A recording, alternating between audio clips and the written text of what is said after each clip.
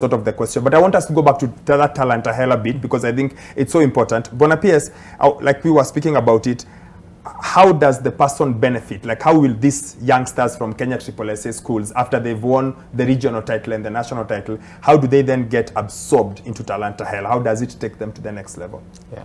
So just before the break, I was explaining the gap that we are trying to fill with this Talanta Hela program. So once we identify that talent, then the next step is to develop it.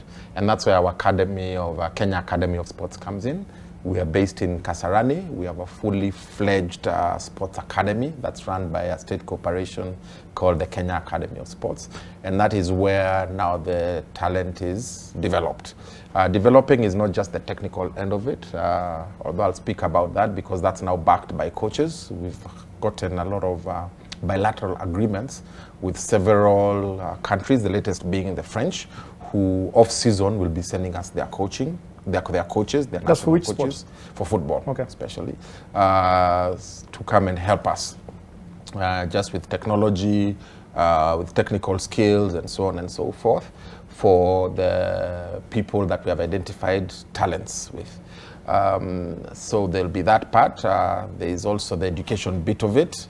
There is the nutrition bit of it. There is the health and fitness bit of it. So you're really now taking talent and putting it into an academy so that you can nurture it and develop it to a standard that that person sees a very clear path into being an elite athlete. So the difference between now and before is before we would stumble on talent, you know. You've heard about my friend Joseph Yego, who goes on YouTube and becomes a world-beating athlete and crashes world records with javelin.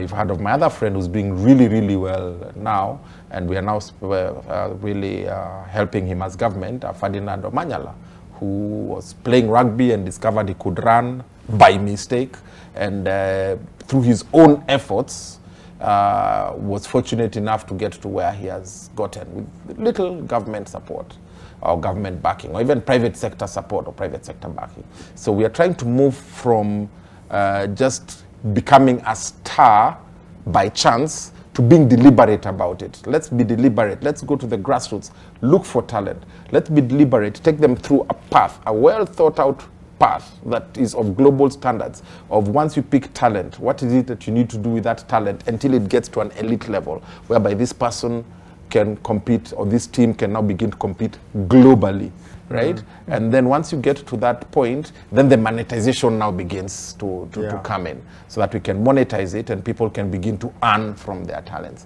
So that's what Talanta Hela hopes to do. And that's what it is designed to do, to be very deliberate about identification, development, and monetization of talent, so that it's just by luck or by chance that we are able to find talent. It sort of makes sense, and it's one of those ideas which I really wait to see its fruition because